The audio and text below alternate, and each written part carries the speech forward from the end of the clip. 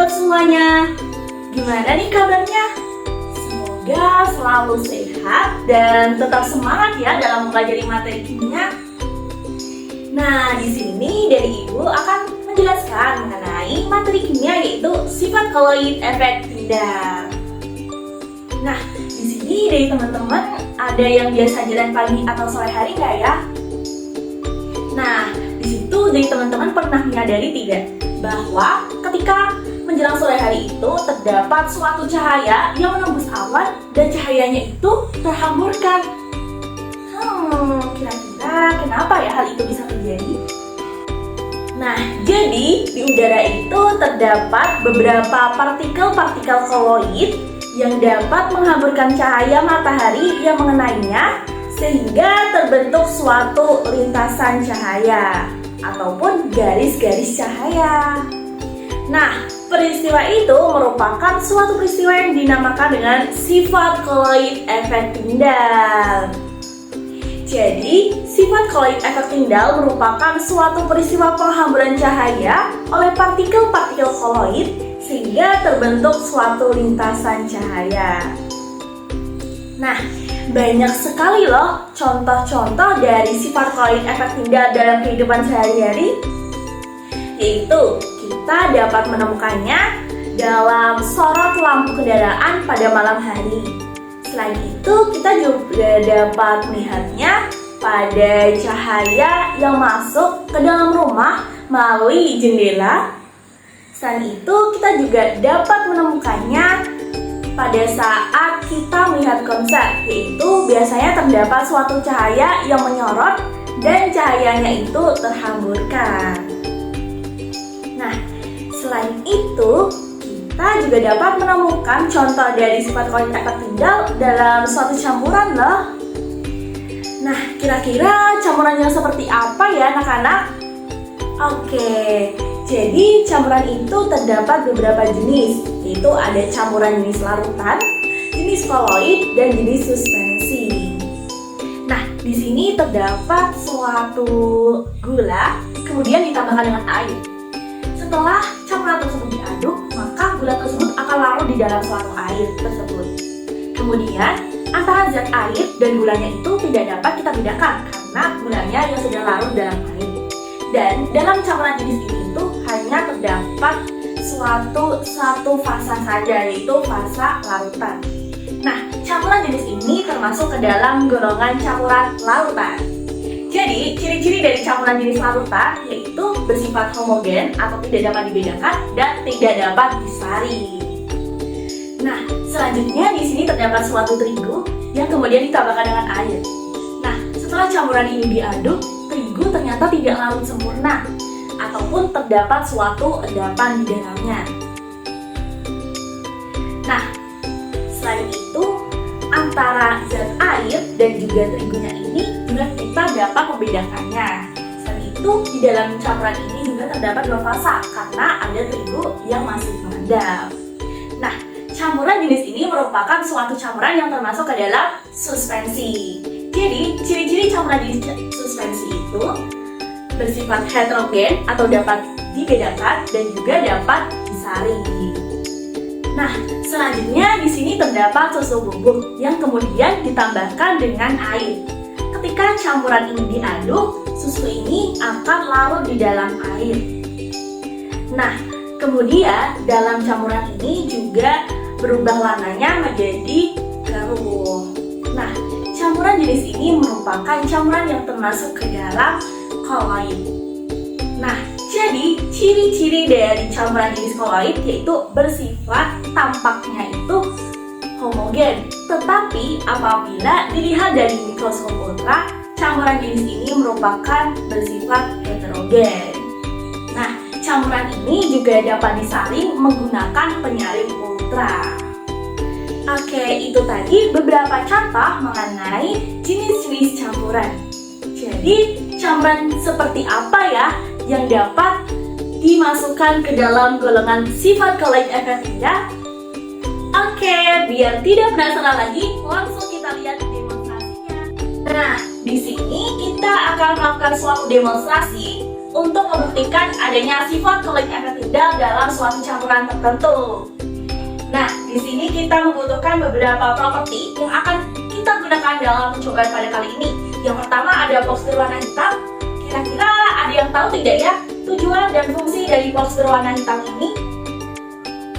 Wah, betul sekali. Jadi betul ya. Tujuan ada box berwarna hitam ini agar nantinya pada saat percobaan kita hanya menggunakan satu sumber cahaya saja, yaitu sumber cahaya dari laser. Nah, selanjutnya di sini ada beberapa sampel yang akan kita gunakan. Yang pertama ada susu bubuk, kemudian ada garam, kemudian di sini ada susu kental manis, dan yang terakhir ada kopi bubuk. Nah, langsung kita mulai saja percobaannya. Kita akan mencampurkan susu, kemudian menambahkannya dengan air panas, kemudian kita aduk.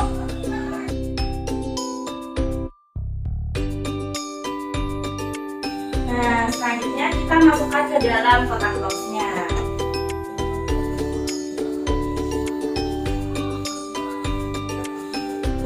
Oke, langsung kita lakukan percobaannya, yaitu dengan memasukkan lasernya ke dalam lubang yang telah disediakan di sini ya anak-anak. Nah, kita langsung sampling saja campuran yang sudah ada di dalam box tadi. Nah, di sini sudah terlihat ya anak-anak, yang mana ketika campuran air dan susu ini diberikan sinar oleh sinar laser menunjukkan bahwa menimbulkan cahaya yang mana cahaya itu terhamburkan. Nah, jadi berdasarkan penjelasan tadi yang mana cahaya yang ditimbulkan itu terhamburkan, maka campuran air dan susu ini termasuk ke dalam golongan koloid. Dan hal ini juga merupakan contoh dari sifat koloid efek tindal karena adanya cahaya yang terhamburkan karena partikel-partikel koloid. Nah, selanjutnya akan kita lakukan percobaan, yaitu ada garam. Kita masukkan garamnya ke sini. Kemudian kita kasih air hangat agar lebih mudah cairnya dan larutnya.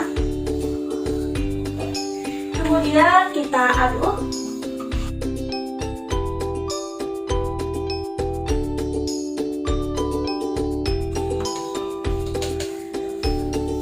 Nah, setelah larut sempurna, langsung kita tambahkan dengan air putih.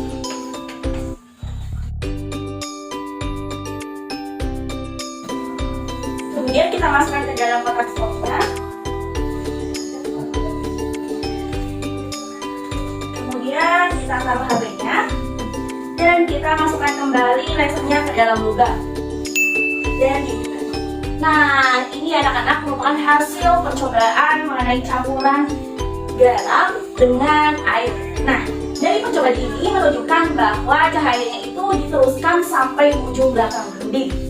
Hal ini menunjukkan bahwa campuran ini termasuk ke dalam larutan dan tidak termasuk ke dalam sifat kulit efek tindal. Selanjutnya yaitu di sini ada susu lagi anak-anak, tapi di sini yang ibu gunakan adalah susu kental manis.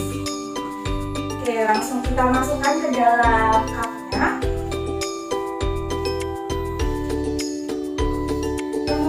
Kita tambahkan dengan air hangat secukupnya saja. Kemudian kita aduk kembali, aduk hingga larut.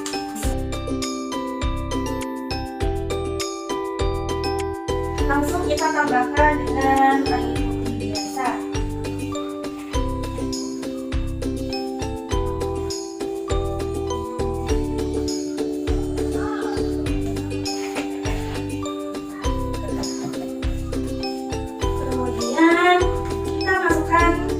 Ini ke dalam kotaknya. Langsung kita lanjutkan dengan percobaan dengan memberikan sinar laser. Masukkan lasernya ke dalam lubang dan kita berikan sumber cahaya. Di sini setelah kita berikan cahaya laser pada campuran ini menunjukkan bahwa campuran susu kental manis dengan air ini menunjukkan cahayanya itu terhamburkan. Nah, seperti percobaan tadi, bahwa ketika cahayanya itu terhamburkan, maka termasuk ke dalam campuran koloid. Dan ini juga termasuk ke dalam contoh sifat koloid efek tunggal. Terakhir yaitu ada sampel kopi bubuk. Nah, langsung kita seduh saja menggunakan air panas ini ya.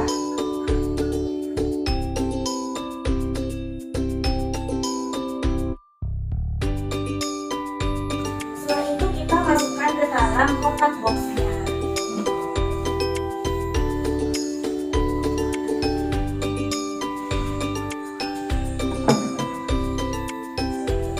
Kemudian kita berikan sinar laser. Dan lasernya kita masukkan ke dalam lubangnya. Nah, berdasarkan hasil percobaan ini menunjukkan bahwa campuran dari kopi dengan air ini termasuk ke dalam suspensi. Hal ini kenapa? Berdasarkan hasil percobaan yang mana ketika laser ini disorotkan ke dalam campuran menunjukkan bahwa cahayanya itu terhalang oleh partikel-partikel dari kopinya yang masih mengendap di dalam campuran tersebut. Nah, dari hasil percobaan ini dapat kita simpulkan bahwa contoh sifat koloid efektif dalam campuran ini dapat kita temukan dalam campuran susu bubuk dengan air dan juga susu kental manis dengan air.